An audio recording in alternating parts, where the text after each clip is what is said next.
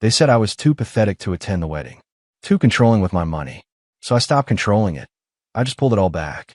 The $50,000 trust? Gone. The honeymoon in Cancun? Cancel mid-reception. Insurance? Revoked. 3 hours after I do, they were outside my gate with lawyers. I didn't open it. I had better things to watch on TV. My name is Robert Hayes. I'm 52, Senior Operations Manager at Precision Manufacturing in Columbus, Ohio. I've spent 19 years raising Dylan like my own son. His biological father, Kevin, showed up maybe 3 times total. Birthday cards with cash when it was convenient. The morning of Dylan's wedding started normal. Coffee brewing. Patricia's still asleep. My phone buzzed. Text from Dylan. Hey Rob, need to talk about something. I expected logistics. Pickup time. Maybe last-minute jitters. What came next hit different. Melissa and I talked. We don't think you should come to the wedding today. Her family's traditional, and it's complicated. My dad gonna be there. We don't want tension. I read it 3 times. Then another message appeared. Melissa thinks you've been controlling with money stuff. She says it's pathetic how you hold it over my head. We want a drama-free day. Hope you understand. Pathetic. That word just sat there on the screen. I didn't respond. Didn't yell. Just stood in my kitchen in boxers and an old Ohio State shirt, holding cold coffee. 19 years. I paid for his braces when Kevin couldn't. Taught him to drive in my Silverado. Co-signed his first apartment. Wrote checks for Columbus State. Then more when he switched to graphic design. I bought his first car. A Honda Accord. Nothing fancy. Changed the oil myself every 3 months. When he totaled it on I-270, I didn't scream. Filed insurance and helped him find another. Last year when he proposed, I took him to dinner. Downtown steakhouse. Told him I was proud. That I'd always be there. He called me dad that night. And now this. I walked to my office and pulled down an old file box labeled Dylan. Important documents. Inside were receipts. Every single one. Tuition payments. Rent checks. Car title with my name. Medical bills. Insurance policy additions. And the trust fund. $50,000 I'd set up 7 years ago after a promotion. Discretionary trust. Me as grantor. Paperwork was clear. I retained all rights to revoke or redirect funds anytime. Dylan just knew there was some money set aside for a house or family. Footsteps on the stairs. Patricia appeared, hair messy, still in her robe. Rob, aren't you getting ready? We leave in an hour, Patricia said. We're not going, I said quietly. She blinked. What? Dylan doesn't want me there. Her face shifted. Not surprise. Something else that told me she knew. How long have you known? I asked. She hesitated. Patricia, how long? They told me last week, she admitted. Melissa's family is particular. Kevin's going to be there and they thought it would be easier. Easier for who? She didn't answer. I pulled out the trust documents and laid them on the desk. What are you doing?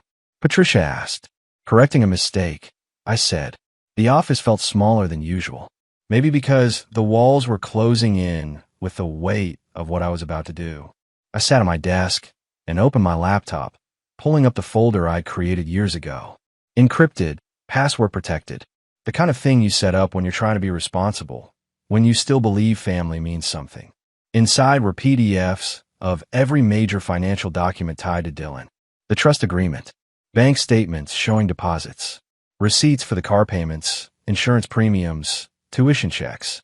Even the stupid $500 loan I gave him 3 years ago when he needed new tires and swore he'd pay me back. He never did. I clicked on the trust document first. $50,000, established in 2017. The language was clear as day. Grantor retains full discretionary authority, including revocation, reallocation, and modification of beneficiary terms at any time without consent of beneficiary. Translation, it was mine. All of it. I could freeze it, redirect it, donate it to the Humane Society if I wanted to. Dylan had no legal claim. I opened a new email to my estate attorney, Lou Chambers. Lou and I went back 15 years. He'd handled my will, Patricia's will, the paperwork when we bought the house. Solid guy, didn't ask unnecessary questions. Lou, need immediate action on the discretionary trust for Dylan Hayes. Freeze all distributions effective immediately. Prepare formal revocation documents. We'll call Monday to discuss permanent reallocation. Rob, I hit send before I could second-guess myself. Next was the travel folder. Dylan and Melissa's honeymoon. Cancun, 5-star resort, all-inclusive package. Booked 8 months ago under my credit card as a wedding gift. $12,000. The confirmation email sat right there in my inbox, complete with reservation number and cancellation policy. I forwarded it to myself, then opened the resort's website and found a contact form. Typed quickly, professionally. To whom it may concern. I need to cancel reservation number 84729 under the name Hayes. The cardholder is initiating a chargeback effective immediately. Please confirm cancellation. No further contact necessary. Send. The car insurance was next. I pulled up the policy documents. Dylan was still listed under my plan, had been since he turned 16. I kept him on it even after he moved out, even after he got his own place. Save him a fortune in premiums. I called the insurance company. Automated system first, then a live person. State Farm, this is Jennifer. How can I help you today? I need to remove a driver from my policy. Today, I said. Absolutely, sir. Can I get your policy number? I rattled it off. And the driver's name? Dylan Hayes. Typing sounds. Okay, I see him here. Is this a permanent removal? Yes. May I ask the reason? Just for our records. He's no longer part of my household, I said. Technically true. Understood. This will take effect at midnight tonight. Your new premium will be adjusted on the next billing cycle. Anything else I can help with? That's it. Thank you, Mr. Hayes. Have a great day. I hung up and stared at the screen. 3 actions in less than 20 minutes. Trust frozen. Honeymoon canceled. Insurance terminated. The kind of moves that would take Dylan weeks to untangle, if he even could. Patricia appeared in the doorway. She got dressed, put on makeup. The lavender dress she'd bought specifically for the wedding. Rob, we need to talk about this, she said, her voice shaky. Nothing to talk about. He's my son, and he made his choice, I said, not looking up from the laptop. I'm just making mine. You're being cruel. That made me stop. I turned in my chair to face her fully. Cruel. I repeated. Cruel is raising a kid for 19 years and getting called pathetic. Cruel is being uninvited to a wedding you paid for. Cruel is finding out your own wife knew about it and said nothing. Her eyes filled with tears. They didn't want to hurt you. Well, mission failed, I said, turning back to the computer. Now if you'll excuse me, I have more mistakes to correct. She stood there for a moment longer, then left. I heard her heels on the hardwood, heard the bedroom door close upstairs.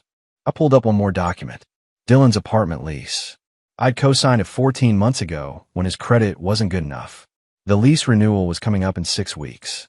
I made a note to contact the landlord Monday morning and remove myself as guarantor. They wanted me out of their lives. Done. But they didn't get to keep the safety net I'd built underneath them. The house felt different after Patricia left for the wedding. Quieter, but not peaceful. More like the silence before a storm breaks. I made another pot of coffee and went back to my office. There was one more thing Dylan didn't know about. The big one. 3 years ago, my company went through a major restructuring. I'd been with Precision Manufacturing for 26 years, worked my way up from floor supervisor to senior management. When they consolidated the Ohio operations, I was offered early retirement or promotion. I took the promotion and a fat bonus. $68,000 after taxes. Patricia wanted to use it for a kitchen remodel. I told her we'd get to that eventually. Instead, I set up a second trust. Called it the Grandchild Fund in my head, though I never told Dylan or Patricia the full amount. Just mentioned once or twice that I'd put aside something for the future. $250,000. Built up through smart investments, dividend reinvestment, a few lucky stock picks. The paperwork was buried in my safe deposit box at Huntington Bank, structured the same way as Dylan's trust. Discretionary. Revocable. Mine. I'd planned to give it to Dylan when his first kid was born. Help with a house down payment, college fund, whatever they needed.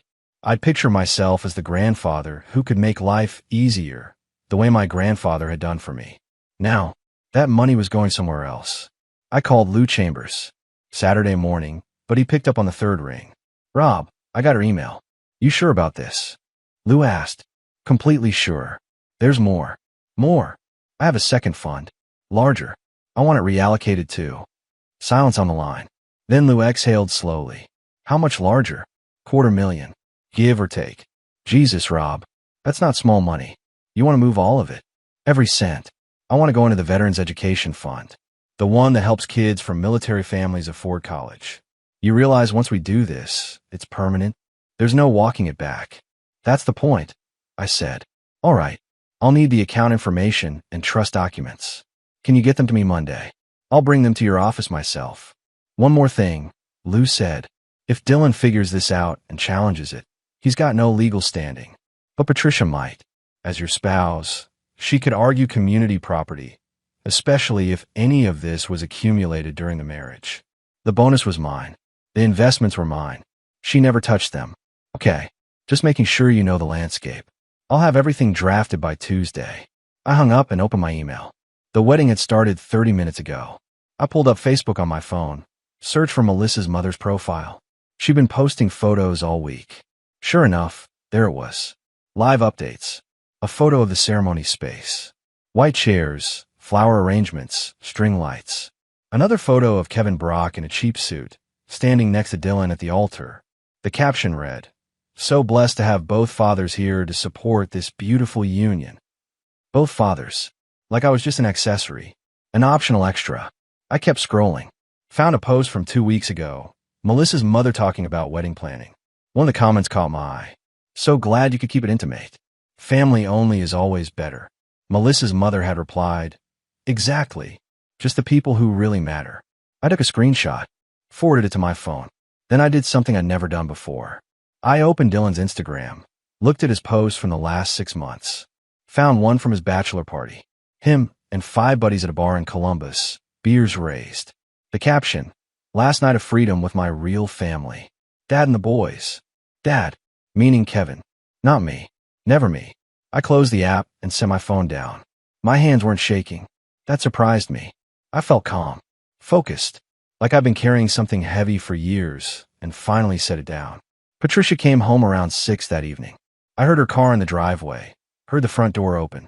She didn't call out, just came straight to the office. "It was beautiful," she said quietly. Dylan looked happy. Good for him. Kevin gave a speech, talked about how proud he was. I didn't respond. "Rob, please, can we just talk about this?" I turned in my chair to face her. "What's there to talk about?" Dylan made his choice. "You knew about it and said nothing." "I'm just cleaning up a mess." "He's going to call you. What he finds out about the honeymoon."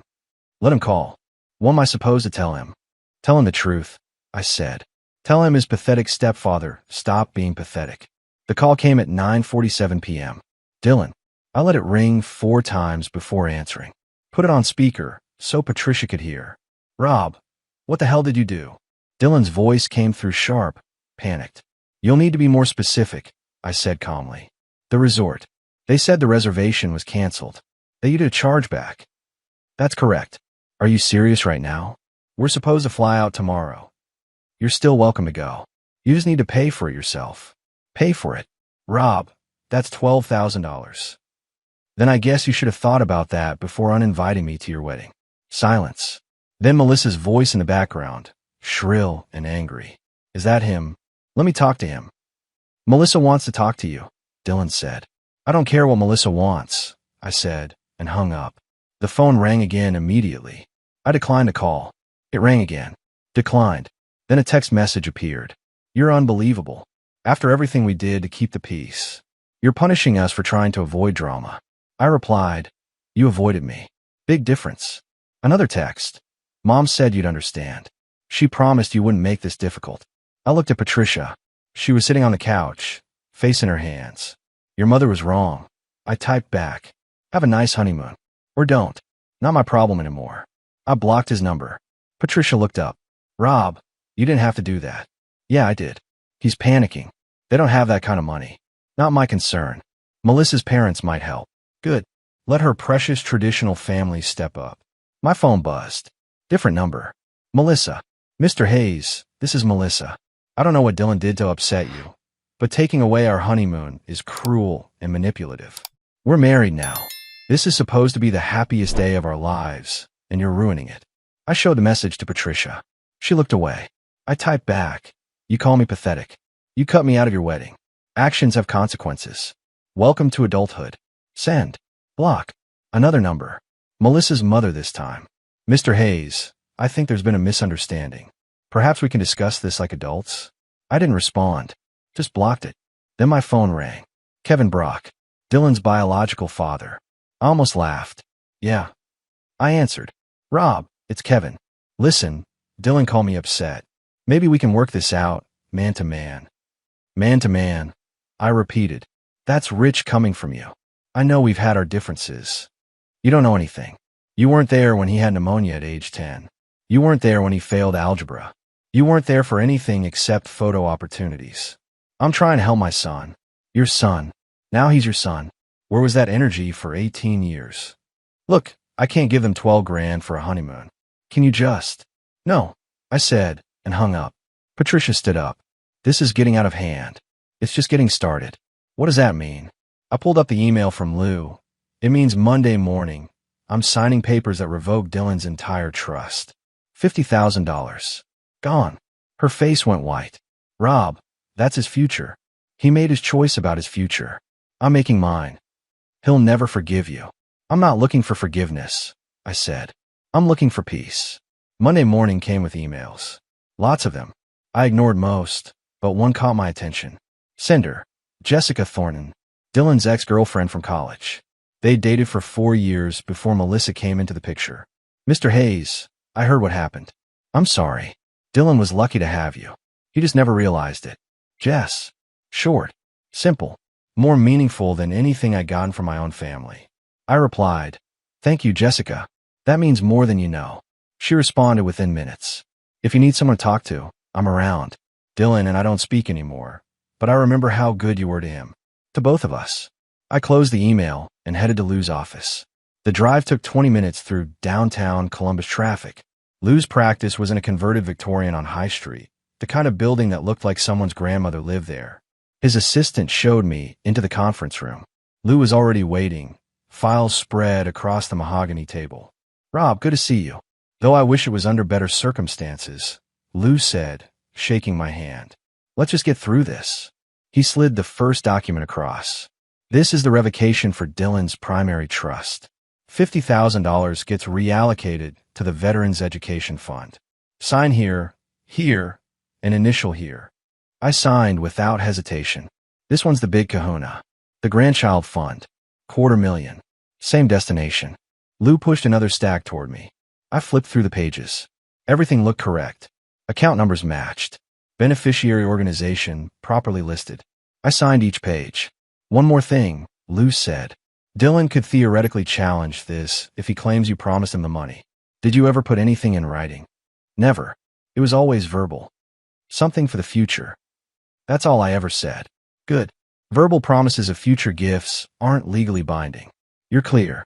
He gathered the documents. These get filed today. By end of business, both trusts will be officially transferred. No going back.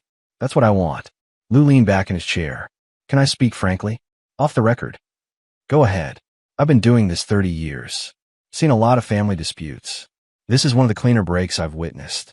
Most people hem and haw, second-guess themselves, try to leave doors open. You're not doing that. Because there's no door worth leaving open, I said. Fair enough. Just know that Patricia could still make things complicated if she wants to. Community property laws in Ohio are murky. If she lawyers up and argues that fund was marital property, she won't. You seem certain. I am. She knew about the wedding situation for a week and said nothing. She's complicit. She knows it. Lou nodded slowly. All right then. We're done here. You'll get confirmation emails by tonight. I stood, shook his hand again. Thanks, Lou. Rob, one last thing. I know this feels like justice right now, and maybe it is, but make sure you can live with it long term. These decisions stick. I can live with it just fine, I said. On the way back to my car, my phone rang. Patricia. Rob, Dylan's trying to reach you. He says his insurance got canceled. It did. Friday night. He got into a fender bender this morning. Nothing major, but the other driver's asking for his insurance information. Not my problem. Rob, he could get sued. Then he better figure it out. Like an adult. Why are you being so cruel? I stopped walking. Stood in the middle of the sidewalk while people flowed around me. I'm not being cruel, Patricia. I'm being consistent. For 19 years, I showed up. I paid. I supported. And when it mattered, when he needed to show me I was family, he cut me out. So now I'm just matching his energy. He's scared. He should be. I hung up, got in my car, drove to work, went through emails, attended a production meeting, reviewed quarterly reports. Normal Monday things. Like I hadn't just redirected $250,000 and cut my stepson loose. Around 3 p.m., my assistant knocked. Rob, there's someone here to see you. Says it's personal. Who? Jessica Thornton. I walked out to the lobby. Jessica stood there, professional clothes, leather portfolio under her arm. She looked older than I remembered. More polished. Mr. Hayes, sorry to show up unannounced. I was in the building for a client meeting and thought I'd stop by. Jessica said, call me Rob. Come on back. We went to my office. She sat across from my desk. I won't take much of your time. I just wanted to say in person what I wrote this morning. Dylan made a huge mistake. You two still in touch? Not really. But mutual friends talk. I heard about the wedding. About what Melissa said. She paused. You were always good to me. When Dylan and I were together, you treated me like family. You were family. For a while. That's more than his real father ever did, she said quietly. We talked for 20 minutes. She told me about her job, her life. It felt normal. Easy. Like talking to someone who actually remembered who I was. After she left, I sat at my desk and realized something. The people who mattered, who really saw me, they weren't blood. They were the ones who showed up. Tuesday afternoon, I got a call from a number I didn't recognize. California area code. I almost didn't answer. Robert Hayes, I said. Mr. Hayes, this is Roger Carrington, Melissa's father. I leaned back in my chair. What can I do for you, Mr. Carrington? I think we can dispense with formalities. You know why I'm calling. I really don't. My daughter is distraught. Your stepson is panicking. They're supposed to start their lives together, and instead they're dealing with financial chaos. Sounds like a them problem, I said. Mr. Hayes, I understand you're upset about the wedding invitation situation, but what you're doing is vindictive. Vindictive would be showing up to the wedding and making a scene. I stayed home, quietly. Then I adjusted my financial arrangements. That's called boundaries. You canceled their honeymoon. I canceled them my honeymoon gift. Big difference. Roger's voice hardened. I've spoken with an attorney. What you did might constitute financial elder abuse or coercive control. I laughed. Actually laughed. Elder abuse. I'm 52. And coercive control requires an ongoing relationship. We don't have one anymore. The trust fund was mine to revoke at any time. Check the paperwork. Your son-in-law doesn't have a legal leg to stand on. This isn't about legality. It's about decency. You want to talk about decency? Let's talk about your daughter calling me pathetic. Let's talk about planning a wedding for months and not having the guts to tell me face-to-face that I wasn't wanted. That's not decency. That's cowardice. Silence on the line. Mr. Carrington, if you got nothing else, I've got work to do. We're not done, he said. Yeah, we are. I hung up. 10 minutes later, Patricia called. Roger Carrington just called me. He's furious. Good. Rob, he's talking about lawyers. About going after you legally. Let him try. Lou already confirmed I'm bulletproof on this. But the stress, the drama started when they excluded me. I'm just finishing what they began. Dylan's asking if you'll meet with him. Face to face. Just the two of you. No. Rob, please. He's my son, and I was his father. For 19 years. Past tense. She was crying now. I could hear it in her voice. I don't know how to fix this. You can't fix it. You knew what they were planning, and you said nothing. You chose a side. Now live with it. I ended the call. Blocked Roger's number preemptively. That evening, I got home to find my driveway blocked. 2 cars. One was Patricia's. The other I didn't recognize. I parked on the street and walked up. Patricia met me at the door. Rob, don't be angry. Dylan's here. He brought someone. Who? Kevin. I stopped cold. His biological father is in my house. They just want to talk. Please. I pushed past her. Dylan and Kevin were sitting in my living room. Kevin stood when I entered. He looked older than I remembered. Thinner. Wearing a wrinkled button-down. Rob, thanks for seeing us, Kevin said, extending his hand. I didn't shake it. You've got 5 minutes. Start talking. Dylan spoke first. His voice shook. Rob, I messed up. I know that now. Melissa's family pressured me, and I went along with it. I should have stood up for you. Keep going.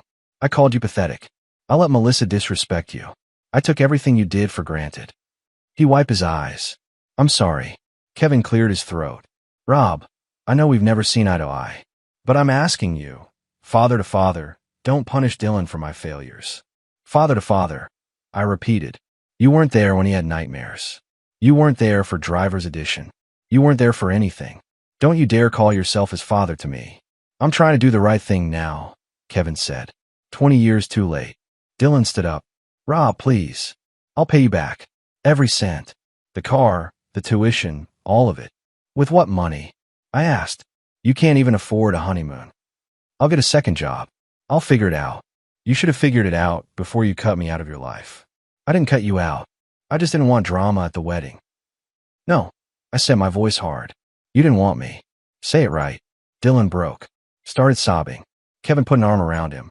Patricia stood in the doorway, crying too. I felt nothing. Your 5 minutes are up, I said. Get out of my house. Friday evening, 3 hours after I got home from work, my security system pinged. Motion at the front gate. I pulled up the camera feed on my phone. 5 people. 2 cars. Dylan's Honda in front.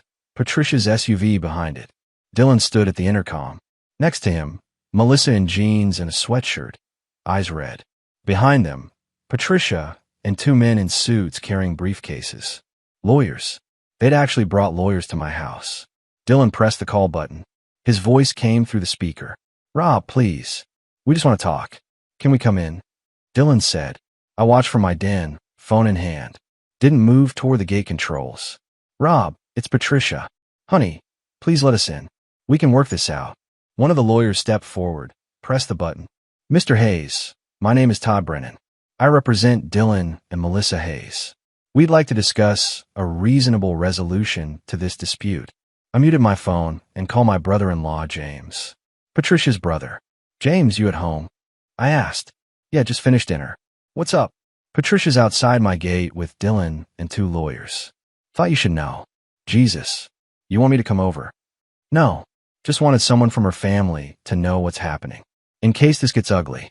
Rob, man, what are you doing? Protecting myself. Thanks for listening. I hung up. Unmuted the camera feed. Melissa was crying now, leaning against Dylan. Patricia had her phone out, texting someone. Probably me. The phone in my hand buzzed. I ignored it. The second lawyer spoke. Mr. Hayes, we're prepared to negotiate terms. Perhaps we can discuss a partial restoration of the trust in exchange for... I turned off the speaker. Kept watching on video. Dylan said something to the lawyers. One shook his head. Dylan turned back to the camera, pressed the button again. Rob, I know you're watching. Please. Melissa's pregnant. We found out yesterday. We need your help, Dylan said.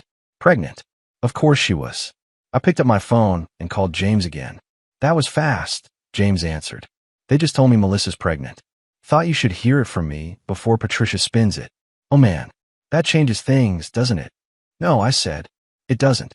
Rob, come on. A grandkid. Not my grandkid. Not my problem. I wasn't good enough for the wedding. I'm not good enough for this either. Silence. Then James sighed. You're really going to let them stand out there? They can leave any time they want. Nobody's forcing them to stay. I hung up. Watched the screen. Patricia was on her phone now, calling someone. Probably James. The lawyers looked uncomfortable, shifting their weight, checking watches. After 12 minutes, the first lawyer said something to Dylan. Gestured toward the cars. Dylan shook his head, said something back. The lawyer shrugged and walked to his car. The second lawyer followed. Both vehicles pulled away. Dylan, Melissa, and Patricia remained. Dylan pressed the intercom one more time. Rob, please. I'm begging you.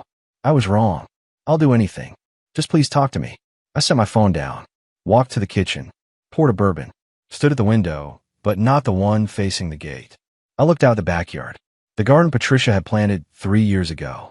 The patio furniture we'd picked out together. My phone rang. James, your wife just called me crying. She says you won't even talk to them. That Dylan's on his knees at your gate, James said. He's not on his knees. He's standing. I'm watching the feed. Rob, for God's sake. They brought lawyers because they're desperate.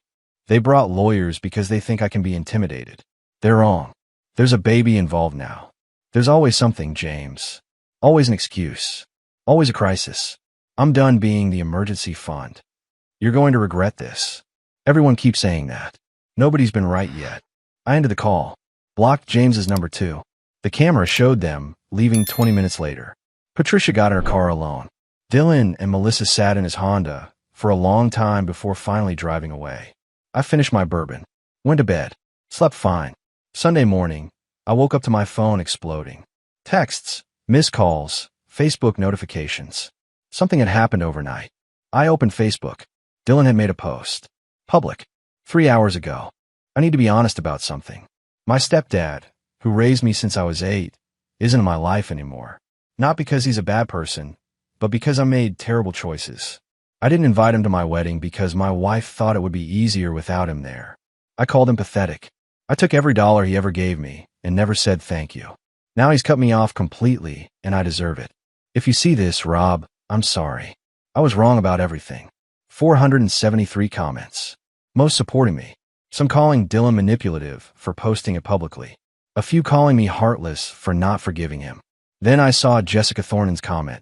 Posted an hour ago. Dylan, you don't get to publicly apologize and expect forgiveness. Rob deserves better than a Facebook post. He deserved better than how you treated him. I closed the app. Made coffee. Tried to ignore my phone. Patricia called at 9. Rob, did you see what Dylan posted? I saw it. Everyone's talking about it. His friends, my friends, people from church. This is humiliating. For who? Him or you? Both. People are asking me why this happened. What am I supposed to tell them? Tell them the truth. That your son excluded me and you let it happen. He's trying to make it right. By blasting it on social media? That's not making it right. That's damage control. What do you want from him? Nothing. That's the point. I want nothing. She hung up. My phone kept buzzing. Friend requests from people I didn't know. Messages from distant relatives. Everyone had an opinion. Then a private message from Melissa. Mr. Hayes, I know you hate me. I deserve that. But please, for the baby's sake, can we talk? I'm 8 weeks pregnant and terrified. We have nothing. No savings, no insurance, no plan. Dylan's trying to work 3 jobs just to cover rent. Please. I stared at the message. Read it 3 times. Then I blocked her too. An hour later, someone knocked on my door. I looked through the window. Jessica Thornton. She was holding a casserole dish. I opened the door. Jessica. Hey. Saw the Facebook drama. Thought you might want some company. And lasagna. She smiled. You didn't have to do this. I know. But Dylan's post pissed me off. He doesn't get to play victim after what he did to you. I let her in. We sat in the kitchen, ate lasagna, talked about everything except Dylan. Work, hobbies, life. Normal conversation with someone who didn't want anything from me. When she left 2 hours later, she hugged me at the door. You did the right thing. Don't let anyone tell you different. After she left, I went back to Facebook. Dylan's post had been shared 87 times. People were picking sides, creating teams, turning my family disaster into entertainment. I deactivated my account, shut it all down. Monday morning, Lou called. Rob, I'm getting calls. Dylan's lawyer is claiming financial elder abuse. Says you're weaponizing money. Can he win? Not a chance. But he can make noise. Might want to prepare for a media angle. Media. Local news loves this stuff. Stepfather cuts off ungrateful stepson. It's clickbait. Let them run it. I've got documentation for everything. Your call. Just giving you a heads up. I hung up and went to work. Did my job. Came home. Lived my life. They want a drama? They can have it without me. 3 weeks after the Facebook post, Patricia moved out. No fight, no dramatic exit. She just packed her things while I was at work and left a note on the kitchen counter. Rob, I can't do this anymore. Dylan needs me, and you've made it clear where you stand. I'm staying with my sister. My lawyer will contact you about the separation. Patricia. I read it twice. Felt nothing. Maybe relief.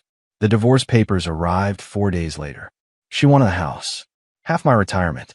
Her lawyer made it sound like I was the villain. Lou reviewed everything. She's asking for a lot. But Ohio's no fault. We can negotiate. Give her what's fair. Nothing more. What about Dylan? She'll argue you need to restore his trust as part of marital assets. The money's gone. Legally transferred. She has no claim. She might drag this out. Let her. Work became my refuge. Precision Manufacturing promoted me to Director of Operations. More responsibility, more travel. I buried myself in it. Jessica and I started having dinner once a week. Nothing romantic. Just 2 people who understood what it meant to be discarded by the same family. You doing okay? She asked one evening at an Italian place downtown. Better than I expected, I said. Dylan's still posting. Different angle now. Says he's trying to be a better father than his fathers were. Good for him. You don't care at all, do you? I thought about it.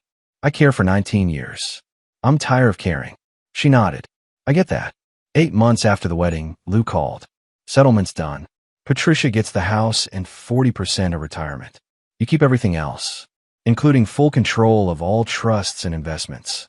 She tried for Dylan's money. She tried. Judge shut it down. Said the trusts were your separate property established before marriage with clear documentation. When do I sign? Tomorrow. Then you're free. Free. Strange word for it. The divorce finalized on a Tuesday. I signed papers in Lou's office, shook his hand, walked out into Columbus sunshine. My phone buzzed. Text from an unknown number. Mr. Hayes, this is Dylan. I know you blocked me. Mom told me about the divorce. I'm sorry I destroyed your marriage. That wasn't what I wanted. I stared at it for a long moment, then deleted it without responding. 14 months after the wedding that never included me, I sold the house. Too many memories, too many ghosts. Bought a condo downtown. Smaller, cleaner mine. Jessica helped me move in. We've been dating for 2 months by then. Nothing serious, just seeing where it went. This is nice, she said, looking around the empty living room. Fresh start. That's the idea. My phone rang. Lou, Rob, got some news. Dylan's lawyer tried one more angle. Claimed you defrauded him by promising money verbally. Judge laughed him out of court. It's really over? Completely. He can't touch you legally. You're bulletproof. After I hung up, Jessica asked, everything okay? Yeah. Finally. She smiled. Good. Because I have news too. Remember that email I sent to the Veterans Education Fund? Asking about their donors. Vaguely. They're naming their new scholarship program after you. The Robert Hayes Scholarship for Children of Absent Fathers. $250,000 endowment. They want you at the announcement ceremony. I sat down slowly. They're doing what? You changed lives, Rob. 20 kids are getting college money because of what you did. Something in my chest loosened. Not forgiveness for Dylan. Not reconciliation. Something else. Purpose. The ceremony was 3 weeks later. 20 families. 20 kids who'd grown up like Dylan. Without fathers. Struggling. I shook hands, took photos, listened to their stories. One kid, 17, looked like Dylan at that age. Mr. Hayes, thank you. My dad left when I was 6. Nobody ever stepped up. This scholarship means everything. I nodded, unable to speak. That night, Jessica and I had dinner at my place. You did good today, she said. I just redirected money. You redirected it to people who deserved it. That's not nothing. My phone buzzed. Patricia. Rob. Dylan's daughter was born yesterday. 7 pounds. Healthy. Thought you should know. I showed Jessica the text. You going to respond? She asked. No. You sure? I thought about it. About 19 years of showing up. About a wedding invitation that never came. About the word pathetic. I'm sure, I said, and deleted the message. Some bridges you don't rebuild. You just walk away and let them collapse behind you. I built something better instead. 20 scholarships. A new life.